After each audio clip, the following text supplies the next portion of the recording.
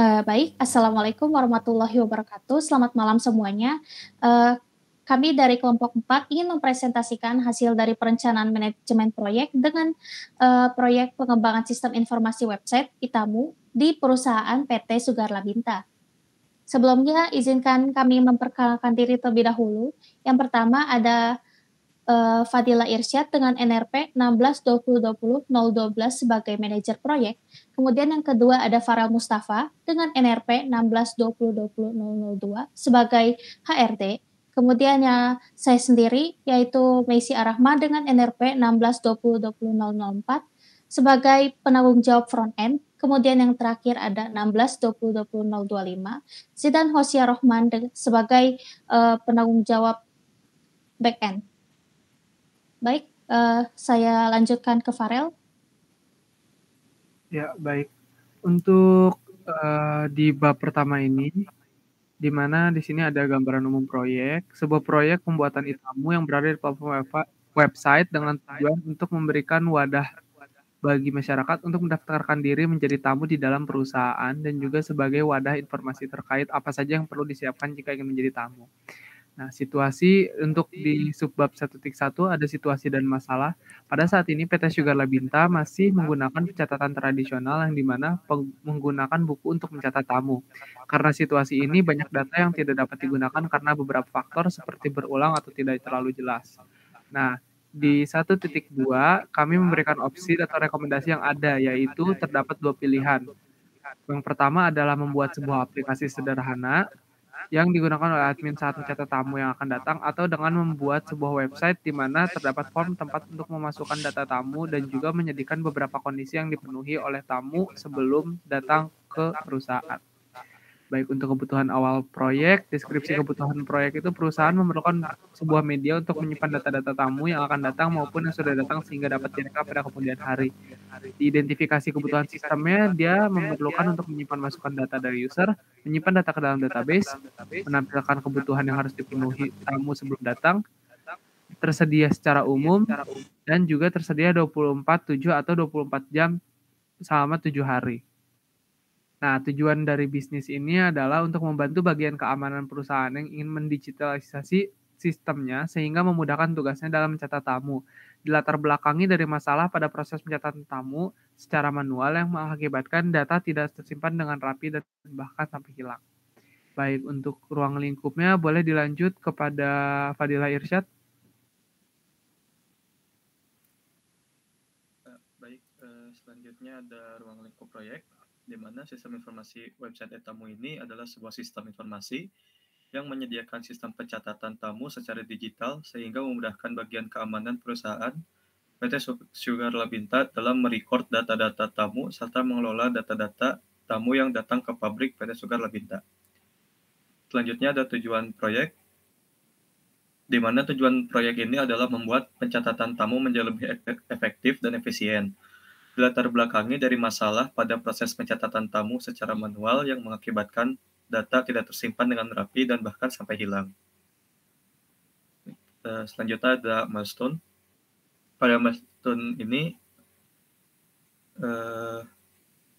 dalam proyek pengembangan sistem informasi website tamu PT Sugar Labinta ini dalam menunjuk penyelesaian kegiatan dalam proyek, yaitu ada satu, perencanaan proyek disetujui pada tanggal 29 Agustus 2002. Kemudian ada pembuatan prototipe pada tanggal 29 September 2022. Lalu development website pada tanggal 16 November. Selanjutnya ada penyerahan deliverable pada tanggal 10 Desember. Kemudian ini ada ringkasan jadwal dan biaya, di mana totalnya hingga mencapai 50-80 juta dalam waktu 113 hari. Kemudian ini ada daftar stakeholder. Ya, selanjutnya ada project plan, di mana lingkup proyeknya itu ada karakteristik dan persyaratan produk, di mana karakteristiknya itu adalah sebuah sistem yang menyediakan sistem pencatatan tamu secara digital sehingga memudahkan bagian keamanan perusahaan PT Sugar Labinta dalam merecord data-data tamu serta mengelola data tamu yang datang ke pabrik PT Sugar Labinta. Selanjutnya ada kebutuhan produk itu salah satu itu sistem pencatatan tamu, di mana sistem harus dapat mencatat data-data tamu yang berkunjung serta mengelola data-data tamu yang telah tercatat. Selanjutnya integrasi dengan aplikasi Peduli Lindungi. Produk harus bisa terintegrasi dengan aplikasi Peduli Lindungi untuk melihat kartu vaksin sebagai persyaratan bertamu. Selanjutnya ada hadir dalam bentuk website. Produk ini berbasis website sehingga memudahkan admin dalam melakukan pencatatan sesuai dengan kebutuhan dan dapat bekerja secara konsisten serta memiliki tingkat kegagalan yang rendah. Selanjutnya, kriteria penerimaan pengguna produk.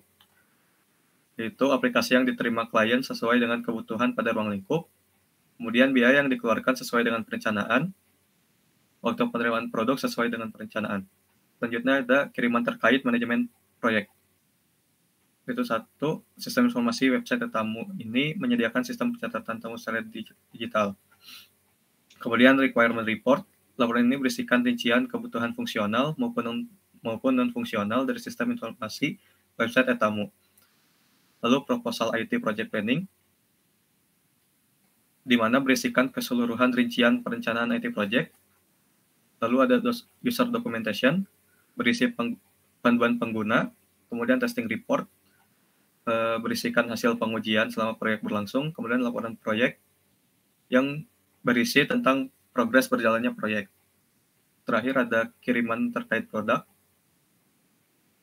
Itu di antaranya prototype UI merupakan tampilan visual dari aplikasi yang dibuat untuk menunjukkan interaksi antara user dan sistem. Kemudian dokumen desain sistem, di mana merupakan dokumen yang memberikan rincian dan penjelasan tentang desain sistem komputer atau perangkat lunak yang akan dikembangkan. Selanjutnya ada testing report, yaitu berisikan keseluruhan hasil pengujian sistem. Dan terakhir ada kode sumber perangkat lunak, yaitu kode sumber perangkat lunak dari kumpulan instruksi atau instruksi yang ditulis dalam bahasa pemrograman tertentu. Selanjutnya ada jadwal proyek yang akan dijelaskan oleh Misi. Ya, baik. Saya akan menjelaskan terkait jadwal proyek. Yang pertama itu ada di poin 2.2.1, yaitu work breakdown structure. Yang pertama ada perencanaan. Perencanaan ini terbagi menjadi 6. Yang pertama ada perencanaan proyek, kemudian yang kedua analisis kebutuhan sistem, yang ketiga adalah penentuan ruang lingkup, kemudian yang keempat ada identifikasi fitur dengan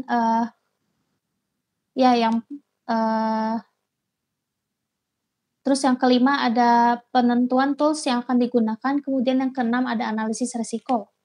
Kemudian selanjutnya ada yang kedua yaitu pembuatan prototipe. Pembuatan prototipe ini dibagi menjadi 3 bagian. Yang pertama ada perancangan use case, kemudian yang kedua membangun sistem, kemudian yang ketiga testing sistem. Kemudian yang ketiga ada developing website yang terbagi menjadi 4. Yang pertama ada perancangan web, terus yang kedua ada implementasi prototipe, kemudian yang ketiga ada testing web, kemudian yang keempat ada evaluasi, dan yang terakhir yaitu penyerahan deliverables.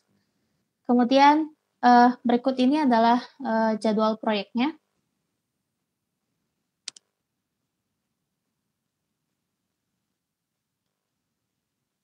Ya. Kemudian ada Gantt chart-nya juga sudah terlampir. Kemudian ada jalur kritis atau network yang disajikan dalam network diagram.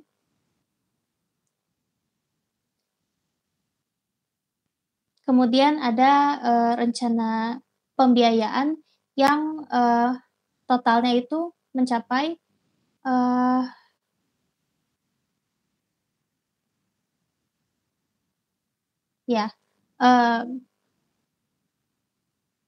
mungkin bisa saya baca dari awal dulu yang biaya. Ya, baik. Jadi berdasarkan WBS ini yang pertama ini di baris pertama ada WBS, kemudian yang kedua ada durasi per hari, kemudian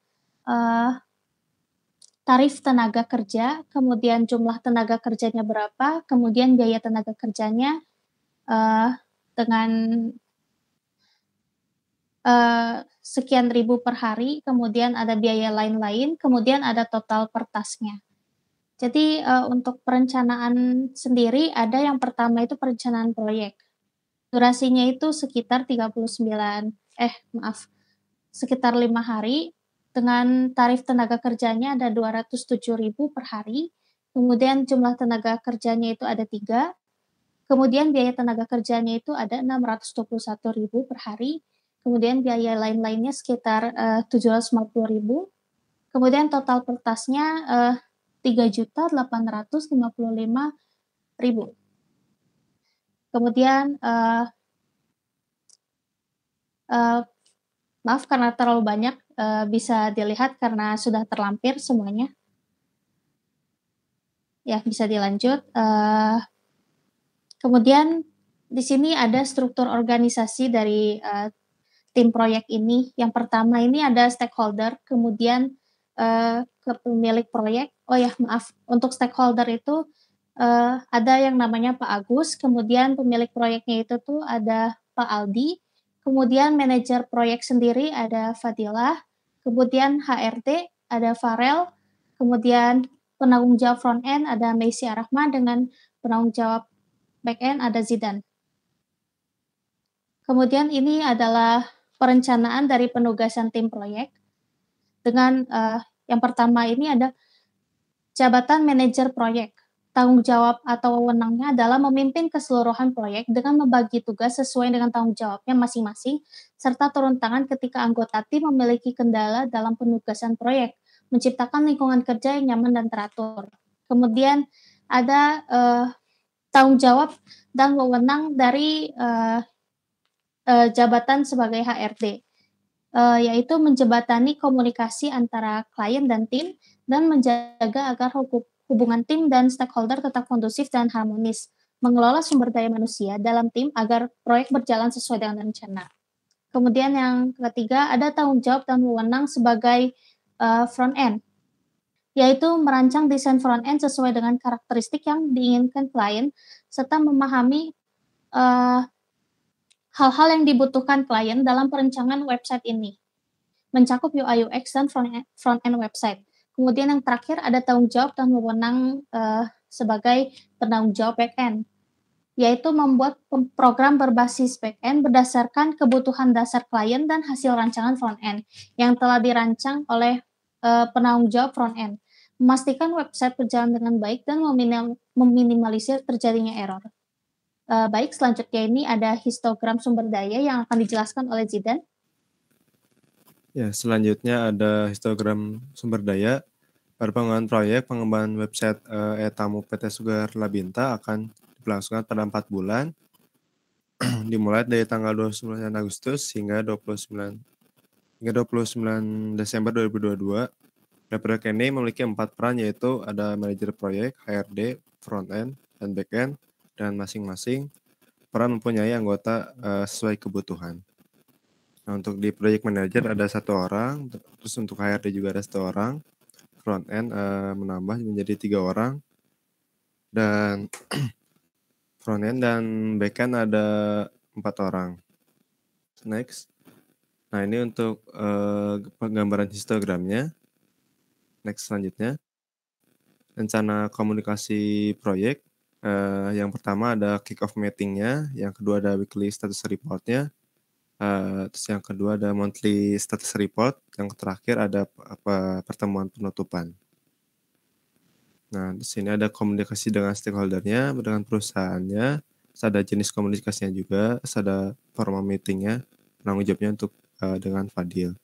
Terus ada rencana stakeholder proyeknya, ada namanya, yang pertama Gus Pristianto, power interest-nya gimana, terus ada keterlibatannya juga sudah ada, strateginya untuk mengelola stakeholder juga sudah dijelaskan di sini di tabelnya. Terus ini ada rencana pengadaan proyeknya juga sudah ada dengan biaya total pilihannya, biaya sumber daya juga sudah ada, tercantum ada 45.800.000, total 37 juta, 40 juta, dengan total 373.100 dengan total biaya Sumber daya, biaya total pilihan dengan 45 juta, dan selisih biayanya juga ada rekomendasi. Terakhir juga ada asumsi, udah ada asumsi permintaannya juga, terus ada kendalanya juga sudah ada tercantum. Boleh saya lempar lagi ke Meisia Rahma. Baik, terima kasih atas penjelasannya. Mungkin sekian dari kelompok kami. Mohon maaf bila ada kesalahan. Kami akhiri presentasi kami. Wassalamualaikum warahmatullahi wabarakatuh.